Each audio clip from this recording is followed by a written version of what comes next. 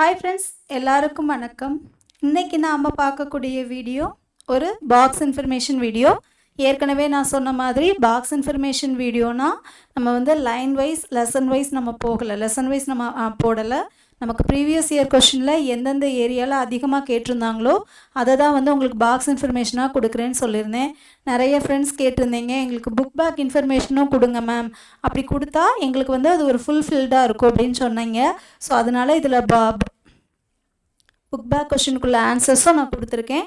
ரொம்ப ரொம்ப யூஸ்ஃபுல்லாக இருக்க போதுப்பா இந்த வீடியோக்குள்ளே போகலாம். ஃபஸ்ட்டு பாக்ஸ் இன்ஃபர்மேஷன் வீடியோக்குள்ளே போகலாம். இந்த இதில் வந்து பார்த்தீங்க அப்படின்னா மண் வகைகள், இந்தியாவினுடைய மண் வகைகள் என்னெல்லாம் காணப்படுது, அந்த மண் வகையில் வளரக்கூடிய பயிர்கள் என்னெல்லாம், அது எந்தெந்த பகுதிகளில் அதிகமாக விளைஞ்சிருக்கு அப்படின்னு. இந்த பாக்ஸ் வந்து மேம் ரொம்ப பெருசாக இருக்கே அப்படின்னு பார்த்தீங்க அப்படின்னா இதில் ரொம்ப இம்பார்ட்டண்ட்டாக நோட் பண்ண வேண்டியது என்னன்னு நான் சொல்கிறேன். ஃபஸ்ட்டு எடுத்துக்கலாம் வண்டல் மண். வண்டல் மண்ணில் நீங்கள் எதை முதல்ல நோட் பண்ணணும் அப்படின்னா, வண்டல் மண்ணுடைய வகைகள் தெரியும் இல்லையா?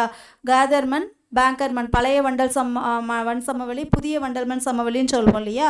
ஸோ இதில் கேதர் அப்படிங்கிறது என்ன அப்படின்னா வெளிநிறமுடைய மண். கேதர் நிறமுடைய வெளிநிறமான மண்ணே தான் எது அப்படின்னா கேதர் மண். பேங்கர் அப்படிங்கிறது சுண்ணாம்பு மற்றும் களிமண் பாங்கான பழைய வண்டல்மண் படிவுகள் அடர்நிறமுடைய மண். இதை கூட நமக்கு கேட்கலாம், வெளிநிறமுடைய வண்டல்மண் பகுதி எது அப்படின்னு கேட்கலாம். வெளிநிறமுடைய வண்டல்மண் பகுதி வந்து கேதர் மண்.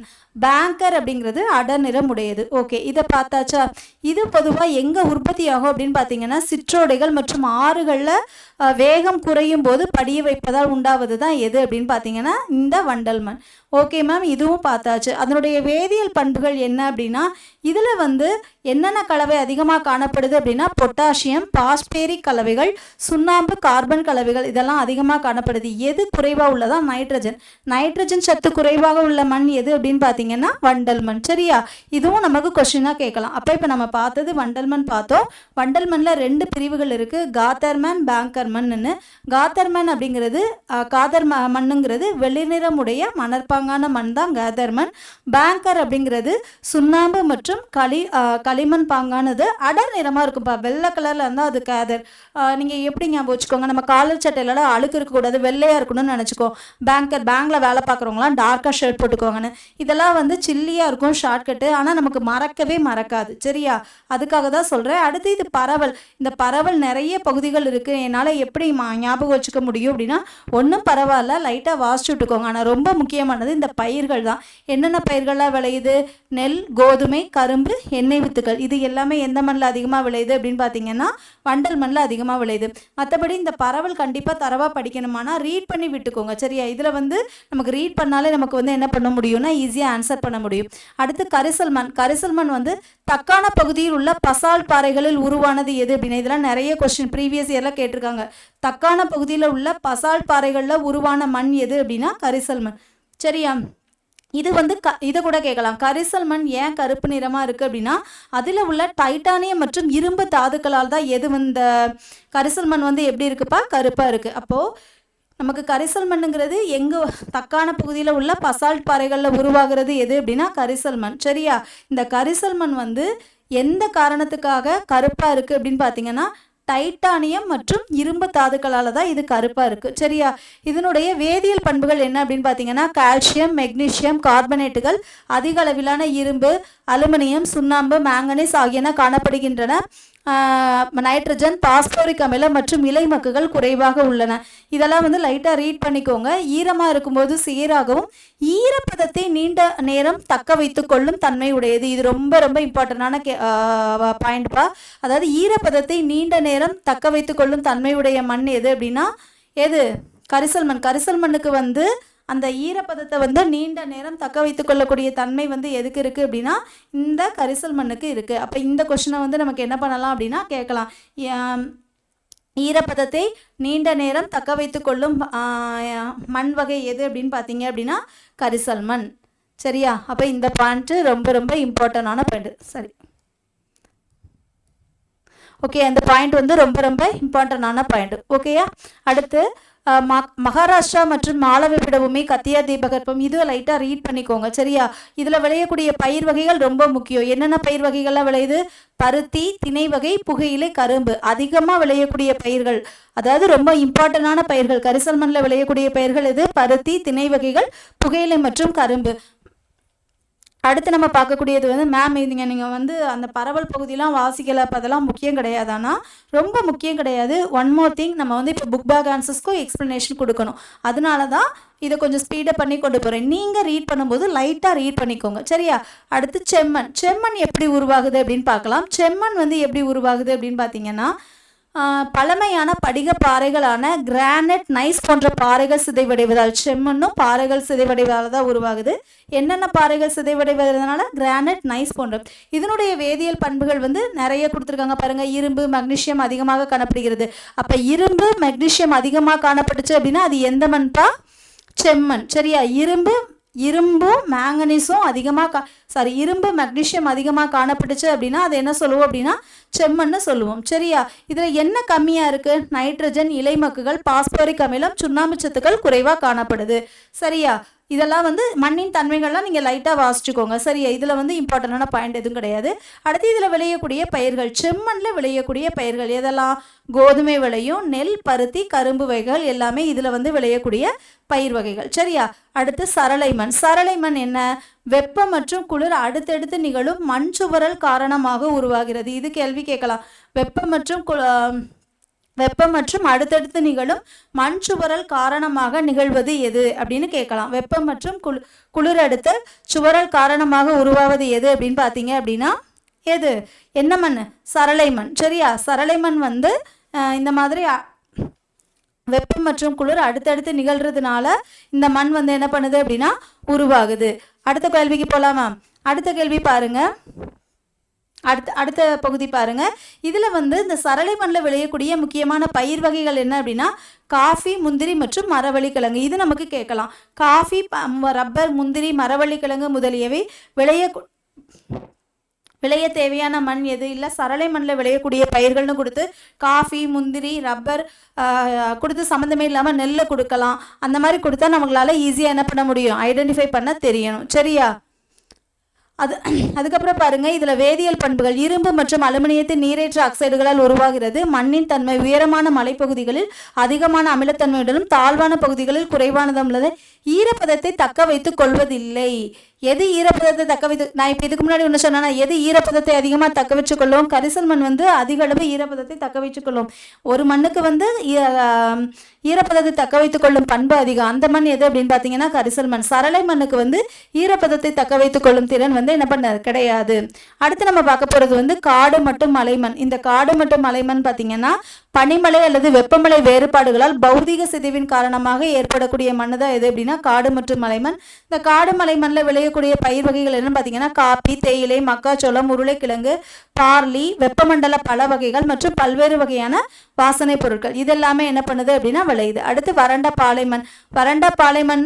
வறண்ட காலநிலை, அதிக வெப்பம், ஆவியாதல் அதிகமாக இருப்பதால் மேல் வறண்டு காணப்படுகிறது.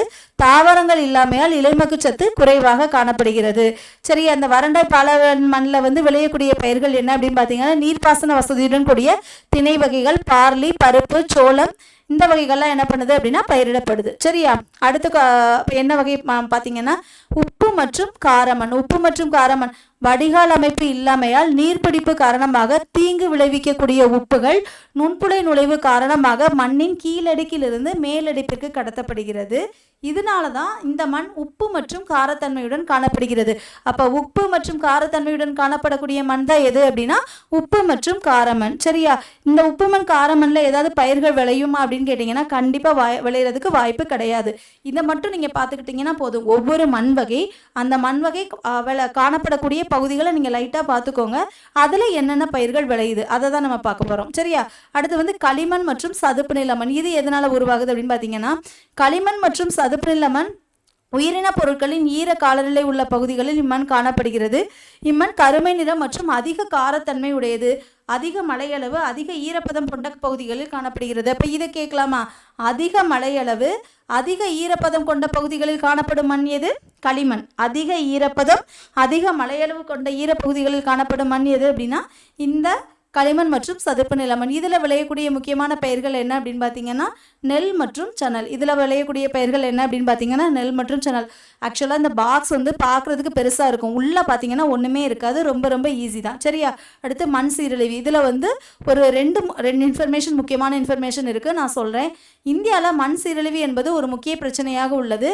அதாவது நமக்கு வந்து இந்தியாவில் வந்து இந்திய தொலைநுண்ணறு 2015ஆம் ஆண்டு கணக்கெடுப்பின்படி எத்தனை மில்லி ஹெக்டேர் நிலப்பரப்பு மண் அரிப்பால் பாதிப்படைந்துள்ளதான்? 145 மில்லியன் ஹெக்டேர் நிலப்பரப்பு மண் வந்து என்ன பண்ணுச்சு அப்படின்னா பாதிப்படைஞ்சிருக்காங்க. இதை மட்டும் பார்த்துக்கோங்க, மற்றதெல்லாம் நமக்கு கொஸ்டின் ரீதியாக நமக்கு கேட்குறதுக்கு எதுவும் இல்லை. சரியா?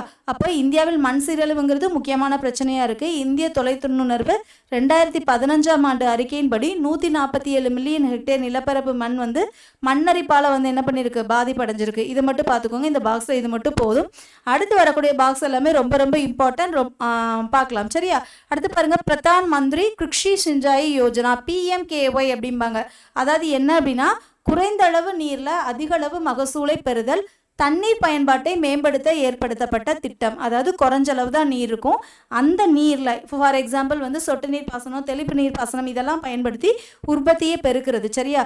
தண்ணீர் பயன்பாட்டை மேம்படுத்த ஏற்படுத்தப்பட்ட திட்டம் எது அப்படின்னா அதுதான் வந்து என்ன அப்படின்னா இந்த பிரதான் மந்திரி கிருஷி சிஞ்சாயி யோஜனா. ரொம்ப ரொம்ப இம்பார்ட்டன்ட், பாக்ஸில் இருக்குது, பார்த்து வச்சுக்கோங்க.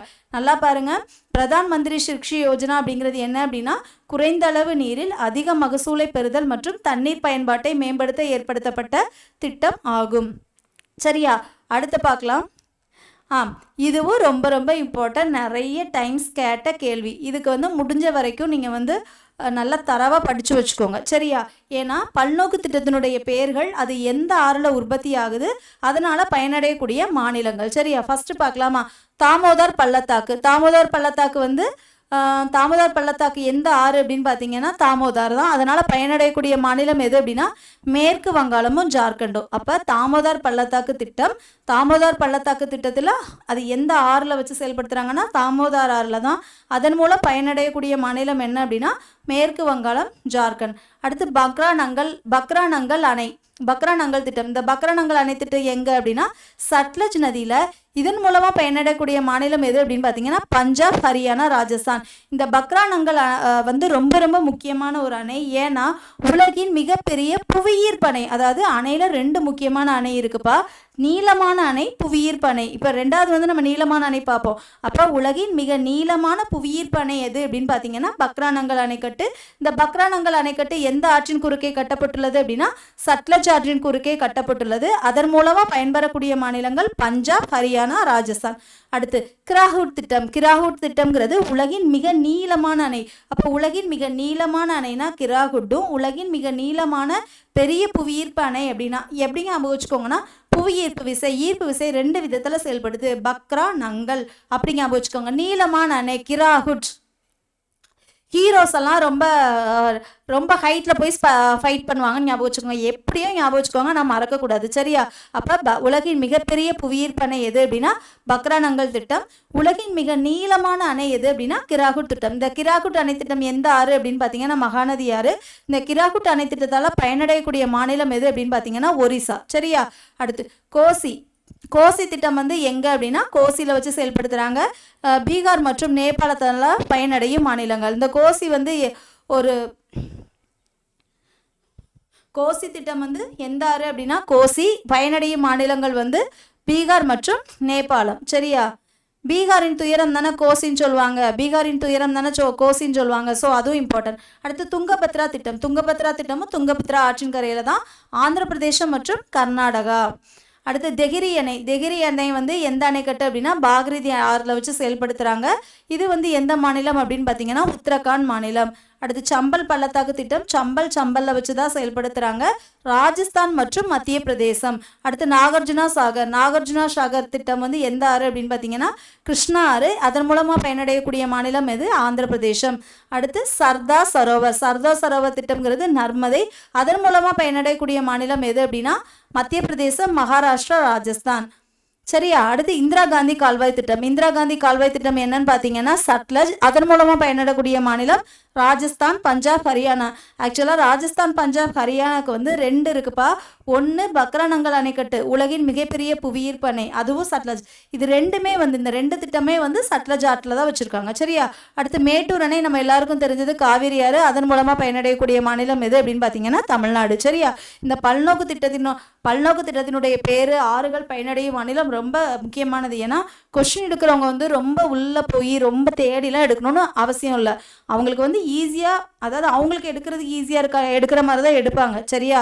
அப்படி இருக்கிற பட்சத்தில் இந்த மாதிரி கொஸ்டினை கேட்டு நம்ம என்ன பண்ணிடக்கூடாது, தப்பாக விட்டுறக்கூடாது. இப்போ பாருங்கள், இதில் எல்லா அனைத்திட்டமும் படிச்சிட்டிங்க. இதில் ஒரு 3 இன்ஃபர்மேஷன் ரொம்ப ரொம்ப முக்கியமான இன்ஃபர்மேஷன் இருக்குது. உலகின் மிகப்பெரிய புவியீர்ப்பு அணை எது அப்படின்னா பக்ரானங்கல் திட்டம். இந்த பக்ரானங்கல் திட்டம் எந்த ஆற்றின் குறுக்கே கட்டப்பட்டிருக்கு? சட்லஜில். இதில் என்னென்ன மாநிலங்கள் பயனடையுது அப்படின்னா பஞ்சாப், ஹரியானா, ராஜஸ்தான். அடுத்து உலகின் மிக நீளமான அணை ஹீரோன்னு ஞாபகம் வச்சுக்கோங்க. நீளமான அணைங்கிறது கிராகுட் திட்டம். கிராகுட் எந்த ஆற்றுல வச்சு செயல்படுத்துறாங்கன்னா மகாநதி ஆற்றில் தான். இதன் மூலமாக பயனடையக்கூடிய மாநிலம் என்ன அப்படின்னு பார்த்தீங்கன்னா ஒடிசா. சரியா? அடுத்த பாக்ஸ் போகலாமா? அடுத்த பாக்ஸ் ஏற்கனவே நமக்கு கொஸ்டின்ல கேட்டிருந்தது. இந்தியாவில் உள்ள பல்வேறு வேளாண்மையினுடைய பெயர்கள். ஒவ்வொரு இடத்துலையும் வேளாண்மைக்கு ஒவ்வொரு பெயர்கள்ல அழைப்பாங்க. அதை தான் சொல்றாங்க. அஸ்ஸாம்ல செய்யக்கூடிய வேளாண்மைக்கு பேர் என்ன பேருனா ஜூம். அஸ்ஸாம் ஜூம். கேரளானா பொன்னம்.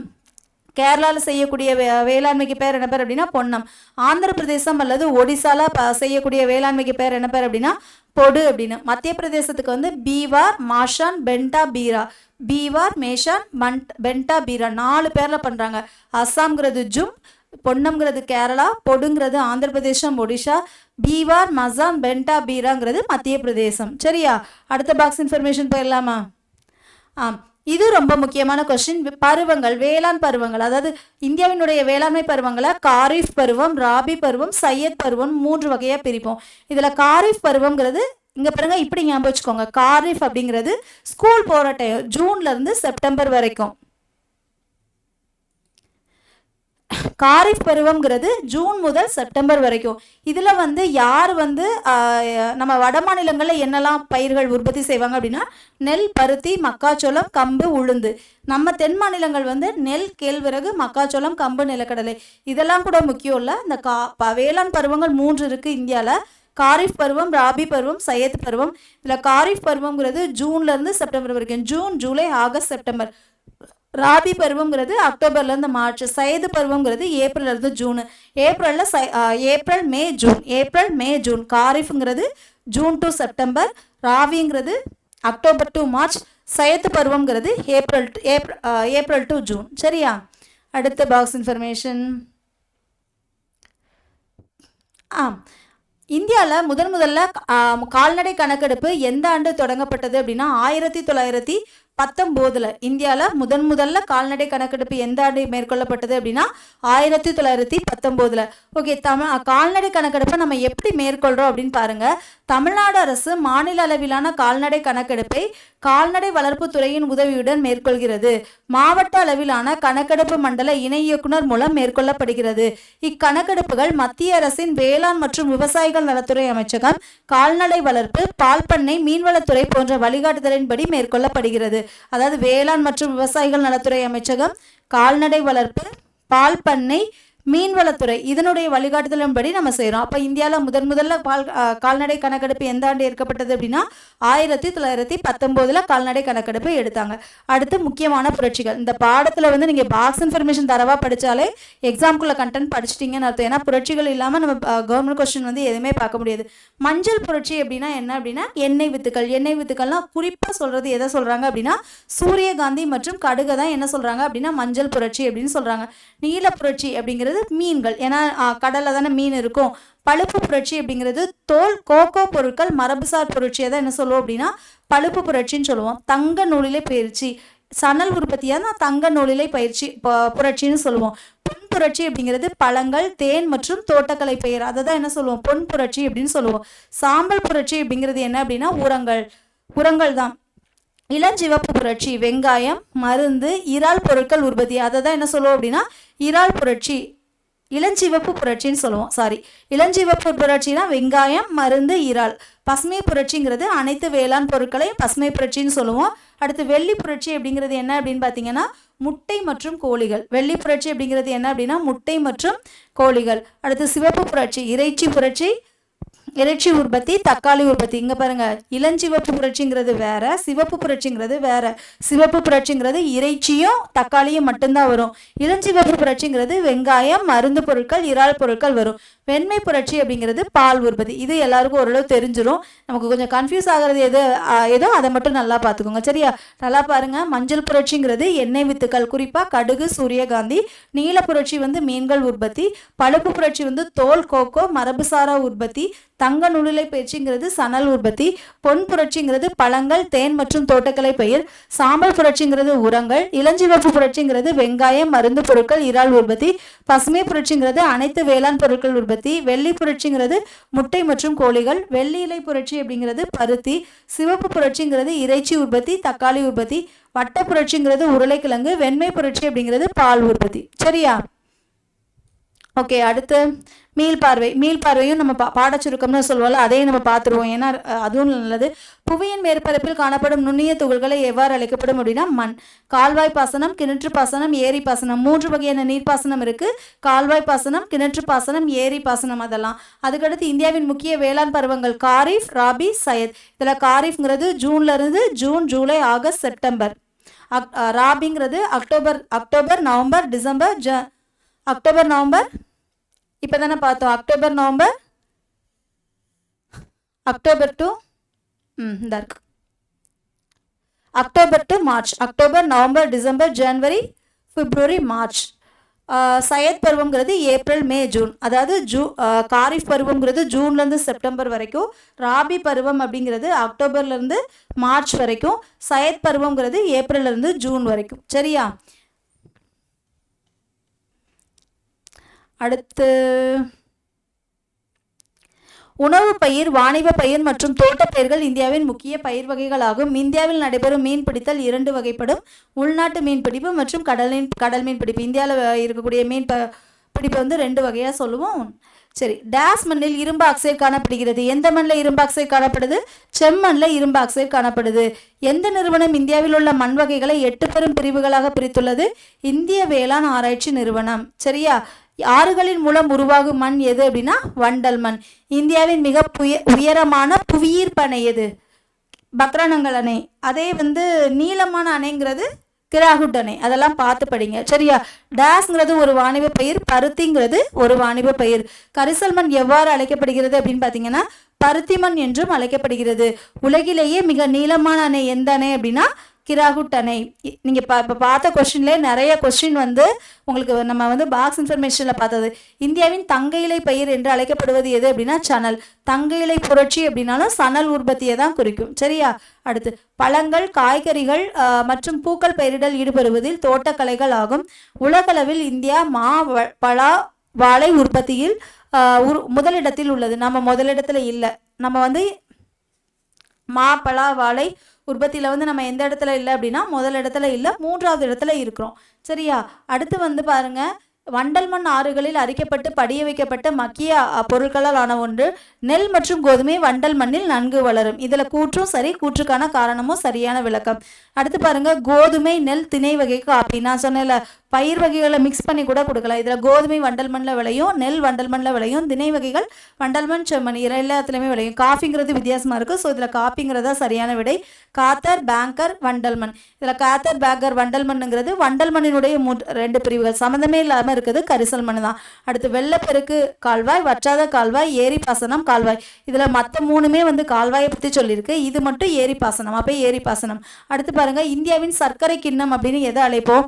உத்தரப்பிரதேசம் மற்றும் பீகார். உலக அளவில் சர்க்கரை கிண்ணம்னு கியூபாவை சொல்லுவோமா? அடுத்து காப்பி அப்படிங்கிறது என்ன? காஃபிங்கிறது கர்நாடகாவில் தான் நிறைய உற்பத்தி பண்ணுறாங்க. டெகிரி அணை அப்படிங்கிறது என்ன? டெகிரி அணை அப்படிங்கிறது என்ன? இந்தியாவினுடைய மிக உயரமான அணை. இந்தியாவினுடைய உயரமான அணை எந்த அணை? உயரமான அணை, இந்தியாவினுடைய உயரமான அணை இன்னொரு பேர் தான் என்ன பேர் அப்படின்னா டெகிரி அணை. அடுத்து கிராகுட். கிராகுட் வந்து எந்த நதியின் கையில் கட்டப்பட்டிருக்கு அப்படின்னா மகாநதி ஆற்றின் கரைக்கே கட்டப்பட்டிருக்கு. தோட்டக்கலை. தோட்டக்கலைங்கிறது தங்க புரட்சி. தோட்டக்கலை சம்பந்தமான பொருட்களினுடைய புரட்சி எல்லாமே நம்ம என்ன சொல்லுவோம் அப்படின்னா தங்க புரட்சி அப்படின்னு சொல்லுவோம். சரியா?